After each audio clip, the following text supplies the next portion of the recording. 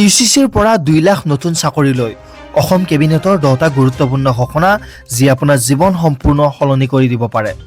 নমস্কাৰ, প্ৰতিদিন খবৰ চাই থকাৰ বাবে ধন্যবাদ। আৰু আজি হৈছে 14 মে, অসমীয়া 30 বহাগ বৃহস্পতিবাৰ।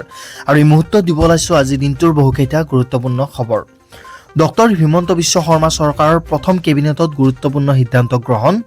কেবিনেটত ইউচিচিৰ খচৰাত অনুমোদন জনোৱা হৈছে।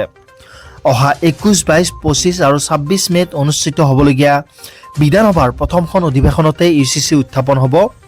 জনজাতীয় লোকসকল ইউচিচিৰ আওতাৰ পৰা বাহিৰত থাকিব।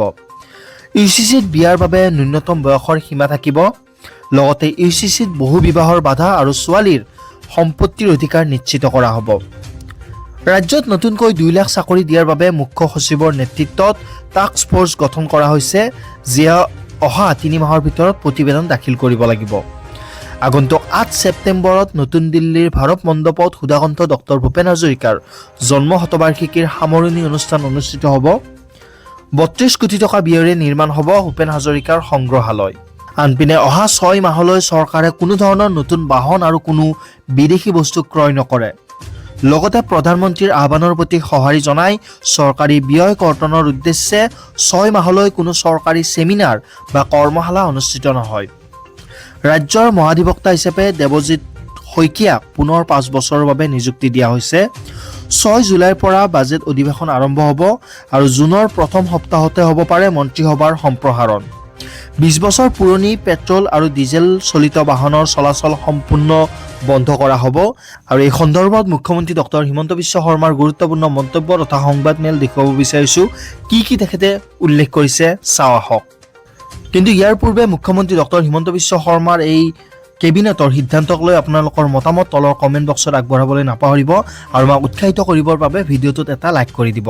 প্ৰধানমন্ত্ৰী নৰেন্দ্ৰ মোদী ডাঙৰীয়াই যোৱা কেইটামান দিনত ভাৰতৰ বিদেশী মুদ্ৰা সংৰক্ষণৰ কাৰণে আৰু অপব্যয় নকৰিবৰ বাবে ৰাজ্য চৰকাৰ আৰু দেশৰ জনগণক পৰামৰ্শ দিছিল। প্ৰধানমন্ত্ৰী ডাঙৰীয়াৰ পৰামৰ্শক সৰুগত কৰি আজি ৰাজ্য চৰকাৰে কেইবাটাও সিদ্ধান্ত গ্ৰহণ কৰিছে, যিকেইটা সিদ্ধান্ত মই আপোনালোকক ক'ব খুজিছোঁ। অহা 6 মাহ অসম চৰকাৰে কোনো নতুন গাড়ী মটৰ ক্ৰয় নকৰে, অৰ্থাৎ নতুন মন্ত্ৰীসকলকো অহা 6 মাহলৈকে নতুন গাড়ী দিয়া নহ'ব। আমাৰ বৰ্তমান যি পুৰণা গাড়ী আছে আমি সেই গাড়ীয়েদি আমাৰ কাম চলাব লাগিব। দ্বিতীয়তে, অহা কালিৰ পৰা প্ৰযোজ্য হোৱাকৈ 6 মাহ কোনো চৰকাৰী বিষয়া নিজৰ খৰচতো বিদেশ ভ্ৰমণ নকৰিব। বহুত সময়ত মানুহে কয়, এজন অফিচাৰে কয় যে মই হলিডেত যাব খুজিছোঁ থাইলেণ্ড, ছিংগাপুৰ, আৰু আমি এইটো লিবাৰেলি আমি অনুমতি দিওঁ। কিন্তু বৰ্তমান 6 মাহৰ কাৰণে এক্সেপ্ট মেডিকেল ৰিজনক বাদ দি কোনো চৰকাৰৰ মন্ত্ৰী বা বিষয়াই বা কৰ্মচাৰীয়ে বিদেশ ভ্ৰমণ কৰিব নোৱাৰিব 6 মাহৰ কাৰণে, বোথ অফিচিয়েল এণ্ড পাৰ্চনেল। ৰাজ্যপালৰ পৰা আৰম্ভ কৰি আমাৰ প্ৰতিটো পৰ্যায়ৰ চৰকাৰী বিষয়া মন্ত্ৰীসকলৰ কনভয়সমূহ সৰু কৰা হ'ব, নিৰাপত্তাৰ দিশটোক বাদ দি। তাৰ এই গোটেই কনভয়খিনি আমি সংখ্যা হ্ৰাস কৰিবৰ কাৰণে আজি আমি সিদ্ধান্ত লৈছোঁ। মন্ত্ৰী হওক, অফিচাৰ হওক বা মুখ্যমন্ত্ৰী হওক, ৰাজ্যপাল হওক, সকলোৰে কনভয়বিলাক ডাউন চাইজ কৰা হ'ব, এটলিষ্ট ফৰ নেক্সট 6 মান্থ। যোৱা বছৰৰ তুলনাত এই বছৰ অসম চৰকাৰৰ পেট্ৰল ডিজেল খৰচ, যিটো চৰকাৰে আমি গাড়ীত খৰচ কৰোঁ, it will be cut by 20%